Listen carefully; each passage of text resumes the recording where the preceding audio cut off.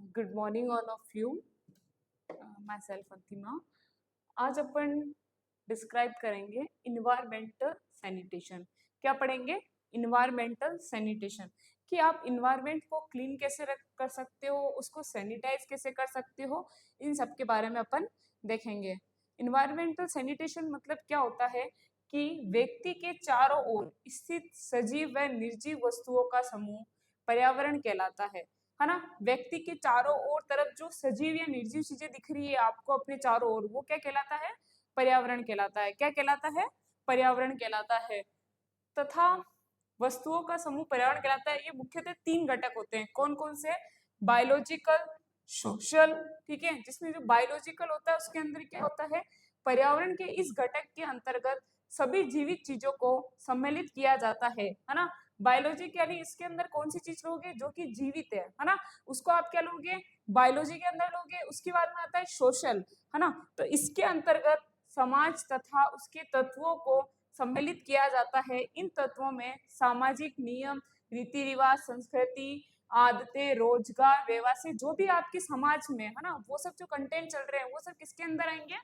Social के अंदर आएंगे. बायोलॉजिक मतलब क्या होता है? जो कि जैविक घटक है ना. फिजिकल कंपोनेंट मतलब क्या होता है? इसके अंतर्गत निर्जीव वस्तुएं जैसे घर, धूल, मिट्टी, जल, वायु, किरणें, कचरा आदि को सम्मिलित. फिजिकल में क्या आएगा? जैसे आपके घर में कोई धूल हो रही हो, मिट्टी हो रही हो, ये सब किसमें आएंगे? फिजिकल कंपार्टमेंट में आएंगे. और वातावरणीय स्वच्छता मतलब, वातावरणीय स्वच्छता का शाब्दिक अर्थ है स्वच्छता की देखभाल और सुरक्षा करना. WHO के अनुसार वातावरणीय स्वच्छता से तात्पर्य है कि वातावरण के उन सभी कारकों पर नियंत्रण करना जो कि व्यक्तित्व स्वास्थ्य को प्रत्यक्ष तथा अप्रत्यक्ष रूप से क्या कर रहे हो? प्रभावित कर रहे हो. क्या कर रहे हो? प्रभावित, है ना. अपना जो चैप्टर है उसका नाम क्या है?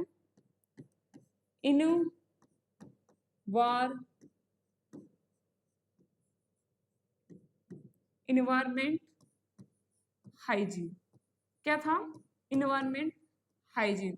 जिसमें इसने तीन टाइप्स के बताए थे, जिसके अंदर फर्स्ट जो है वो क्या है? बायोलॉजिकल. सेकंड क्या है? सोशल. और जो थर्ड है वो क्या है?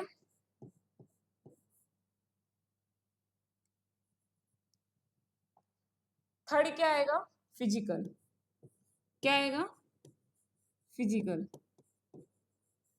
बायोलॉजिकल के अंदर क्या आएगा? जितनी भी जीवित है आपके आसपास वो सब इसमें आएंगे. सोशल यानी जैसे कि आप सोसाइटी में किस तरीके से. सोशल मतलब क्या आएगा? इन तत्वों से सामाजिक नियम, रीति रिवाज व संस्कृति आदि, रोजगार, व्यवसाय, धर्म, जाति आदि को सम्मिलित किया गया है ना. इसमें किसको सम्मिलित किया गया है? जैसे कि धर्म हो गया, जाति हो गया, ये सब. फिजिकल मतलब क्या आएगा? जैसे कि जो आपको अपनी आंखों से भी दिख रहा है, जैसे कि घर में क्या हो जाएगा? जैसे कि घर, धूल, मिट्टी, ये सब कौन से कंपार्टमेंट होंगे? फिजिकल कंपार्टमेंट, है ना. उसके बाद में आता है कि environmental and ecological for healthy living basic sanitary needs. क्या क्या होती है? व्यक्तिगत स्तर पर, है ना. मतलब आप अपने स्तर पर कैसे साफ सफाई रख सकते हो व्यक्तिगत स्तर पर. सबसे पहले आता है प्रतिदिन आपको क्या करना चाहिए? स्नान करना चाहिए, संतुलित आहार का सेवन करना चाहिए, नियमित चिकित्सीय जांच करवानी चाहिए, नियमित रूप से ब्रश करना, ठीक है. पारिवारिक स्तर पर क्या कर सकते हो? घर तथा आवास की साफ सफाई कर सकते हो, भोज्य पदार्थों का उच्च रूप से संग्रहण कर सकते हो, कीटनाशकों के उपयोग द्वारा चूहे तथा कीट पतंगों को नियंत्रण कर सकते हो, घर तथा कमरों में वायु और प्रकाश की उचित व्यवस्था हो सकती है, रसोई की साफ सफाई हो सकती है, भोजन पकाने से पहले खाद्य पदार्थों का धोना. ये सब आपकी कौन सी है? व्यक्तिगत स्तर पर. तो क्या कर सकते हो आप? प्रतिदिन बात ले सकते हो, बैलेंस डाइट ले सकते हो, और डेली चेकअप करा सकते हो, और नियमित रूप से क्या कर सकते हो? ब्रश कर सकते हो. पारिवारिक रूप पे क्या आएगा? घर तथा आवास की साफ सफाई कर सकते हो, भोज्य पदार्थों का उच्च रूप से संग्रहण कर सकते हो, कीटनाशकों के उपयोग द्वारा चूहे में कीट पतंगों पर नियंत्रण कर सकते हो, घर तथा कमरों में वायु स्वातन और प्रकाश की उचित व्यवस्था कर सकते हो, रसोई की साफ सफाई कर सकते हो, भोजन पकाने से पहले खाद्य पदार्थों को आप क्या कर सकते हो, धो सकते हो। उसके बाद में आता है समुदाय स्तर पर, है ना, पक्के मकानों का निर्माण, गंदे पानी के निकास की उचित व्यवस्था, साफ व स्वच्छ जल आपूर्ति, स्वेज के निष्कासन की व्यवस्था, कचरे के उचित निस्तारण की व्यवस्था, समुदाय के लोगों को वातावरणीय स्वच्छता की देखरेख के बारे में बता के आप लोग स्वच्छता कर सकते हो। उसके बाद में आता है कि कुछ घटक होते हैं जिनमें सबसे पहले आता है जैविक घटक, जिसको बायोलॉजिकल कंपार्टमेंट बोलते हैं। इसके अंदर क्या आते हैं, वह सभी सजीव जो कि मानव, पादप, सूक्ष्म जीव आदि इसके अंदर आते हैं। इसमें ह्यूमन रोल क्या होता है इसका, स्वयं की व्यक्तिगत स्वच्छता को नियमित से मानव विभिन्न प्रकार के संक्रमणों से बचा रह सकता है, अपने तथा अपने परिवार की साफ सफाई की देखरेख करना, अनावश्यक कचरों को निश्चित स्थान तथा कचरे पात्र में डालकर। उसके बाद में आता है कचरे की उचित तारण करना, जैसे खड्डा खोदकर कचरे को उसमें जलाना या दबा देना, जिसको अपन डंपिंग या बर्निंग भी बोलते हैं।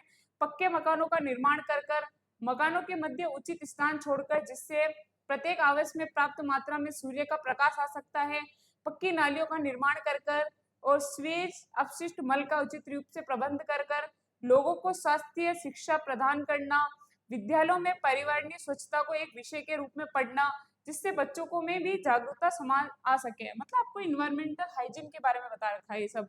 रोल ऑफ प्लांट, है ना, प्लांट की इसमें क्या भूमिका रहती है, जो कि प्लांट है उसमें पादपों द्वारा वातावरणीय CO2 कार्बन डाइऑक्साइड को ग्रहण कर लिया जाता है तथा O2 को वातावरण में मुक्त किया जाता है, जो कि प्राणी के जीवित रहने के लिए आवश्यक है ना। होता क्या है कि जो अपना रेस्पिरेशन होता है, क्या होता है अपना रेस्पिरेशन होता है, जिसमें आप क्या लेते हो, O2 को क्या करते हो इन, और कार्बन डाइऑक्साइड को क्या करते हो आउट।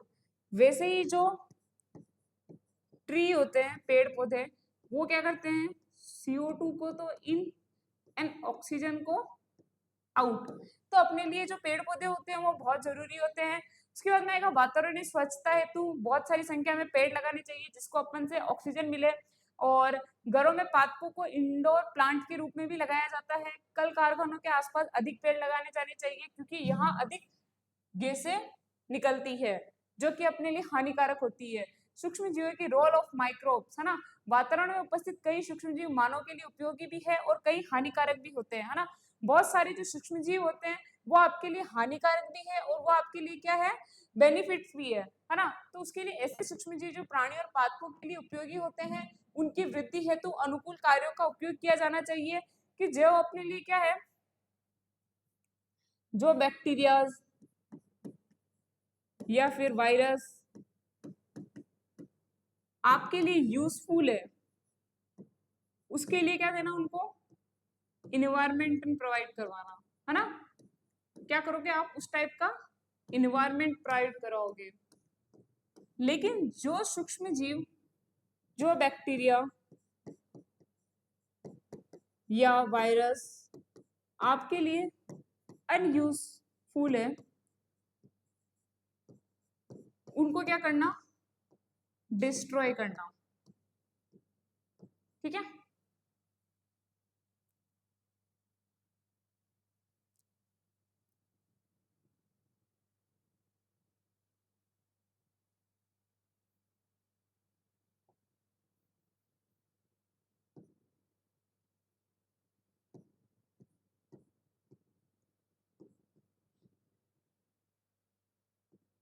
क्या करना, डिस्ट्रॉय।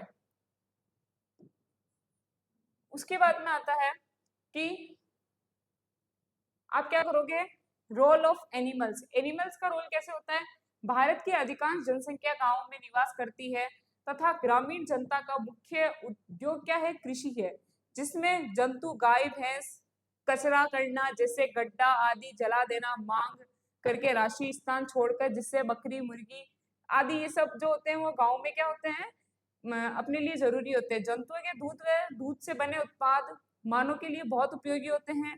मांसाहारियों द्वारा जंतुओं के मांस का उपयोग भोजन के रूप में किया जाता है तथा एसटी प्राप्त मात्रा में सूर्य प्रकाश व जंतुओं के मल गोबर से जलायु प्रदूषित होता है। अतः परिसर का निर्माण कर उसकी प्रतिदिन आपको क्या करनी चाहिए, साफ सफाई करनी चाहिए। उसके बाद में आता है जंतुओं में भी विभिन्न प्रकार के संक्रमण जैसे एथेक्स, बड़े फ्लू आदि रोग हो सकते हैं, जिनसे बचाव हेतु आपको क्या करना चाहिए, प्रबंध करना चाहिए। जंतुओं से कई प्रकार के संक्रमण मानव में भी हो सकते हैं, उनको भी आपको रोकना चाहिए। जंतुओं से दूध निकालते से हाथों को अच्छी तरीके से साफ करना चाहिए तथा दूध का बर्तन भी क्या होना चाहिए, साफ होना चाहिए। उसके बाद में है कि जो सोशल कंपोर्टमेंट है उसके अंदर क्या क्या आता है, वातावरणीय स्वच्छता में विभिन्न सामाजिक कारक जो कि आपकी रोजगार की आदतें हैं, आपकी संस्कृति है, रीति रिवाज है, ये भी आपको बहुत सारा ज्ञान देते हैं कि आपको एनवायरमेंटल हाइजीन कैसे करनी है। जैसे बच्चों के रीति रिवाज और संस्कृति के ज्ञान के साथ साथ ही वातावरण को साफ सुथरा रखने का भी ज्ञान देना चाहिए। स्वच्छ आदतें जैसे नियमित रूप से दांतों की सफाई, नेत्रों की सफाई, कचरे का उचित निस्तारण आदि जरूरी है। ऐसे रोजगार को अपनाना चाहिए जिससे कम से कम पर्यावरण प्रदूषण हो। लोगों में पर्यावरणीय स्वच्छता के प्रति क्या लेनी चाहिए, जागरूकता लानी चाहिए। उसके बाद में आता है फिजिकल कंपोर्टमेंट। वातावरण में उपस्थित सभी निर्जीव पदार्थ जैसे धूल, मिट्टी, वायु, प्रकाश, जल आदि वातावरण की स्वच्छता को निम्न प्रकार से अपनी भूमिका निभाते हैं। जैसे जल की भूमिका क्या होती है, भौतिक घटकों में जब एक महत्वपूर्ण पर्यावरणीय घटक है जल, बिना जीवन जल के कल्पना करना भी क्या है, गलत है। क्योंकि सजीव जगत, मानव, पादप तथा जंतु सभी के जीवित रहने के लिए किसकी आवश्यकता होती है, जल की आवश्यकता होती है। जल के मुख्यतः स्रोत क्या होते हैं, नलकूप होता है, नदियां होती है, झरने होते हैं, तालाब होते हैं, समुद्र होता है, सागर होता है ना।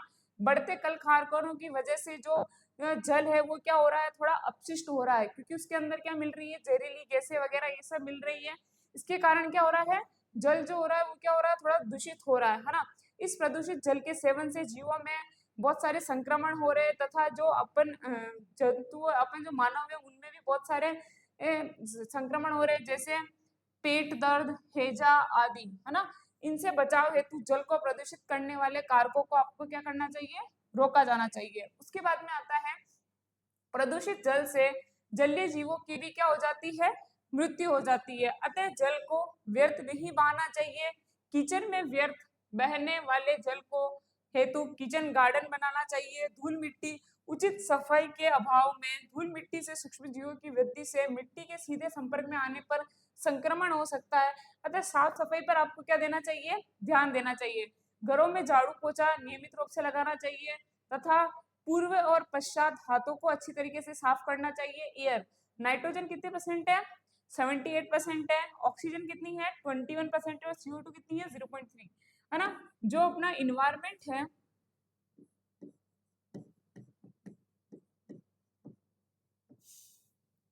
उसके अंदर जो CO2 है कितना परसेंट है, 0.3%, है ना।